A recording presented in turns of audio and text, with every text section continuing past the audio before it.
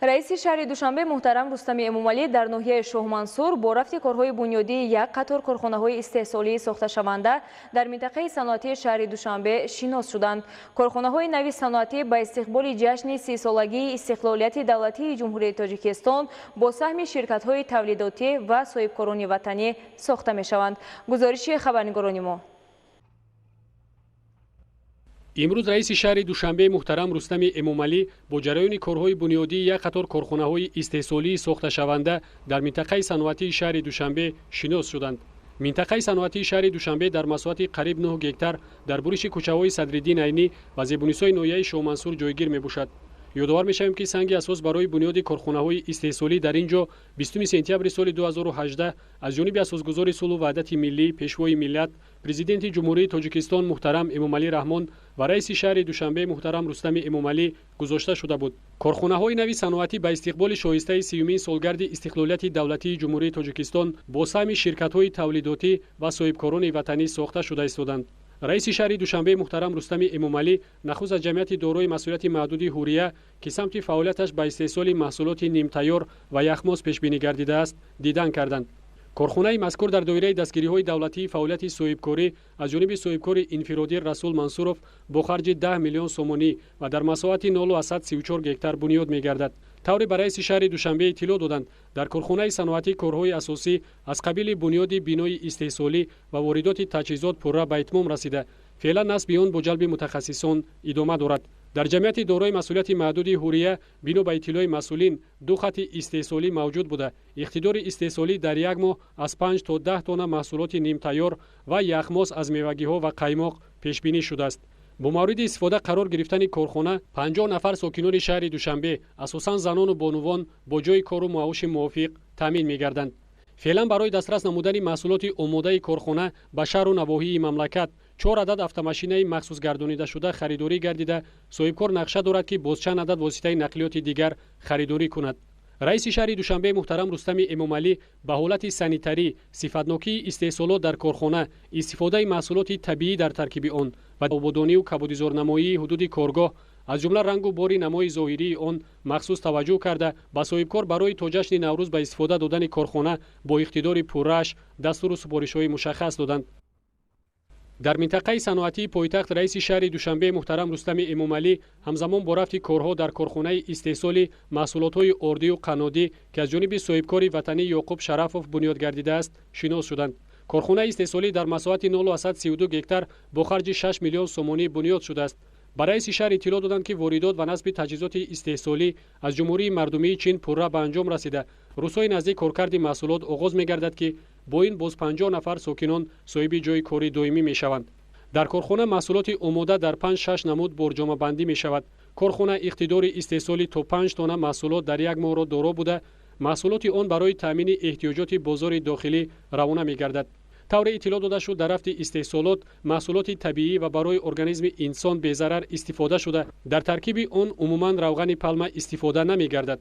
раиси шаҳри Душанбе масъулини корхонаро муваззаф намуданд ки то ҷашни истиқлолияти давлатӣ истеҳсолотро ба роҳ монда сифатнокии баланди маҳсулоти истеҳсолиро таъмин намоянд. таҷҳизотҳои мо 80% кораш анҷом ёфтагиаст. мо нақша дорем ки охирои марда ба кор дарорем корхонаро. баъди ба фаъолият даровардани корхонаи мо 50 нафар соҳиби ҷои кор мешаванд. дар ҳамин ҷо раиси шаҳри Душанбе муҳтарам Рустами Эмомалӣ ҳамзамон бо ҷараёни сохтмони корхонаи саноатии коркарди сангҳои ранга ва худҷилои ҷамъияти дорои масъулияти маҳдуди Асрори санг шинос шуданд. ин корхонаи саноатӣ аз ҷониби соҳибкори инфиродӣ Далер Шарифӣ бо харҷи 5 миллион сомонӣ ва дар масоҳати 0,32 гектар замин бунёд шуда истодааст. корхона аз 2 марҳила иборат буда корҳо дар марҳилаи аввали он яъне бунёди бинои истеҳсолӣ бо вусат идома дорад. коргоҳи истеҳсолӣ аз таххона ва 3 ошона иборат буда бунёди зерхона ва 2 ошонаи аввали он ба анҷом расидааст. дар ҷараёни сохтмони корхона 18 нафар сохтмончиён ҷалб шуда бо мавриди баҳрабардорӣ қарор гирифтанаш бошад дар марҳилаи аввал аз 80 то 100 нафар соҳиби ҷои кори доимӣ мегарданд. тавре ба раиси шаҳр иттилоъ доданд ҷамъияти дорои масъулияти маҳдуди Асрори санг таҷрибаи 12-солаи корӣ дар самти коркарди сангро доро буда бо ширкатҳои Федератсияи Россия, Олмон ва Ҷумҳурии Мардумии Чин шартномаҳои дарозмуддатро барои содироти маҳсулоти омода ба имзо расонидааст. таҷҳизоти коркарди санг дар корхона аз ҷумҳурии мардумии чин ва олмон ворид мегардад. раиси шаҳр таваҷҷӯҳи масъулини корхонаро ба тавсеяи ҷойҳои корӣ ва истеҳсоли маҳсулоти хушсифати ба рақобат тобовар ҷалб намуданд. масъулини корхона иттилоъ доданд, ки оянда дар ин ҷо коргоҳи духти либосҳои варзиширо бо воридоти технология аз ветнам ба роҳ монда, бо ин барои бо 30 нафар ҷойи корӣ фароҳам меоранд. асосан корхонаи мо бо коркарди сангҳои ранга ва худҷило машғул мебошад. тӯли 10-12 сол буд ки мо танқисӣ доштем, дар иҷоранишин будем. корхонаи мо фаъолият на чандон хуб буд ва тасмим гирифтем ки як корхонаи наву озиразамон сохта ва ният дорем ки корхонаро бо беҳтарин ва пешрафтарин таҷҳизоти замонавӣ таъмин намуда ва маҳсулоти рақобатпазир, маҳсулоти хушсифат истеҳсол намуда ба хориҷи кишвар интиқол намоем. корхонаи дигари истеҳсолӣ ки раиси шаҳр муҳтарам Рустами Эмомалӣ бо ҷараёни сохтмони он шинос шуданд, корхонаи истеҳсоли маҳсулоти қаннодӣ ва консерва ба шумор меравад, ки аз ҷониби соҳибкори ватанӣ Олимҷон Маҳкамов дар масоҳати 0,30 гектар бунёд шуда истодааст. тибқи лоиҳа бинои корхона аз таххона ва 3 ошона иборат буда, корҳо аллакай дар қисмати бунёди таххона ва бинои аввали он ба итмом расидааст. раиси шаҳри Душанбе муҳтарам Рустами Эмомалӣ аснои шиносоӣ бо ҷараёни бунёди корхона ба сифати иҷрои корҳо ва маҳсулоти сохтмонӣ мароқ намуда, таъкид карданд, ки бо вусат бахшидан ба рафти сохтмон корхона то ҷашни истиқлолияти давлатӣ мавриди баҳрабардорӣ қарор дода шавад. тибқи иттилои масъулин дар рафти корҳои бунёдӣ 13 нафар сохтмончиён ба кор таъмин буда, дар сурати ба фаъолият оғоз кардани корхона зиёда аз 50 нафар бо ҷои кор таъмин карда мешавад. таҷҳизоти технологии корхона аз Федератсияи Россия ва Ҷумҳурии Мардумии Чин ворид гардида, иқтидори коркарди он то 1000 тонна маҳсулоти қаннодӣ ва консерваро доро мебошад. соҳибкор нақша дорад, ки баробари таъмини эҳтиёҷоти дохилӣ ҳамзамон бархе аз анвои консерваро ба кишварҳои ҳамсоя содир намояд. корхонаи мо корхонаи истеҳсолӣ қаннодӣ ва консерва. қаннодӣ шириниҳои маҳаллӣ ва консерва пиёзи анзур, помидор, бодринг консерватсия кардем. то имрӯз 70% сохтмонамон ба итмом расид. сентябри 2020 нақша дорем ки корхона пурра супорем. дар минтақаи саноатии пойтахт ба раиси шаҳри Душанбе муҳтарам Рустами Эмомалӣ инчунин мавзеи бунёди ҷамъияти дорои масъулияти маҳдуди Green Gold, корхонаи саноатии истеҳсоли маҳсулоти ордӣ, хушкмева ва афшура аз мевагиҳо муаррифӣ карда шуд. қидаи замини барои бунёди корхона ҷудо гардида 0,46 гектарро ташкил дода, корхона бо харҷи 10 миллион сомонӣ сохта мешавад. таҷҳизот барои истеҳсоли маҳсулот аз ҷумҳурии Туркия ворид гардида, дар корхона барои то 100 нафар ҷойи корӣ фароҳам мешавад. иқтидори истеҳсолии корхона 5 тонна маҳсулоти ордӣ, хушкмева ва афшура аз мевагиҳо дар як шабонарӯз ва 150 тонна дар як моҳ мебошад. дар мин минтақаи саноатӣ тасмим гирифтагем ки барои корхонаи хушкмева ва афшураи мевагӣ ба анҷом бирасонем, то ҳудуди 50 нафар коргар таъмин менамоем. мо кӯшишам имкониятҳоро сар ҷалб мекунем ки дар муддати таъин шуда ба итмом расонем. иншооти дигари сохташаванда дар минтақаи саноатии шаҳри Душанбе ҷамъияти дорои масъулияти маҳдуди Стройкомплекс маҳсуб мешавад. фаъолияти корхона барои коркарди санги хоро ва мармар пешбинӣ гардидааст. раиси шаҳри Душанбе муҳтарам Рустами Эмомалӣ дар ҷараёни боздид аз корҳои сохтмонӣ таъкид намуд, ки бо инобати вусати тадбирҳои ободониву созандагӣ дар пойтахт талабот ба ин қабил маҳсулоти сохтмонию ороишӣ хеле зиёд мебошад.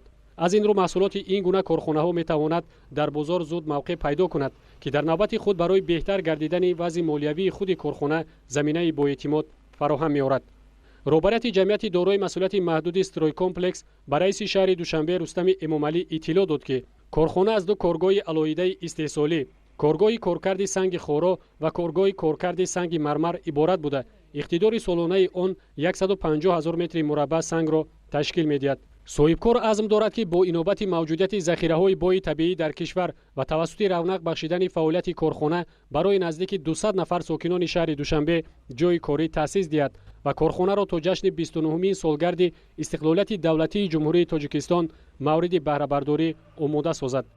корхонаи коркарди санги хоро ва мармар дар як сол 150 000 метри мураббаъ истеҳсол мекунад сангҳои маҳаллӣ. дар айни ҳол 70% تجهیزات آورده شدند و 30% تجهیزات ما در راه می باشد. در عین حال در ساختمان از 50 تا 70 نفر کارگرای محلی کار کرده ایستادند. ساختمان این کارخانه در عین حال 70% کارهای ساختمانی به انجام رسیده، فقط آرایش نمود بنا مانده است. محصولاتی که تیار نموده ما اساساً برای بازار داخله و در قسم 30% آن برای صادرات هم به نظر گرفته شده است. رئیس شهر دوشنبه محترم رستم امومعلی اثنای صحبت با صاحبکاران تشبث و سهم آنها را بابت بنیاد چنین کارخانه‌های صنعتی که در اساس دستور و هدایت‌های بی‌واسطه پیشوای ملت و با مساعدت مقامات اجرایی حکومت دولتی شهر دوشنبه در زمینه همکاری سودمند دولت با بخش خصوصی عملی کرده می شود قابل دستگیری ارزیابی کرد. طور رئیس شهر دوشنبه تاکید کردند از جانب مقامات اجرایی حکومت دولتی شهر دوشنبه تمام تدبیرهای ضروری بابت دستگیری فعالیت صاحبکاری اندیشیده می شود و در نوبت خود صاحبکاران را لازم است که کار را در اساس وظیفه و عهده‌داری‌های بزیمه گرفته‌شان به راه مانده انشاءات استحصالی را در مهلت‌های پیشبینی گردیده به اتمام رسانند و با این در تأسیس جایهای بیشتری کاری و تطبیق هدف چهارم ملی صنعتی کنونی با سرعت سهم مناسب گذارند.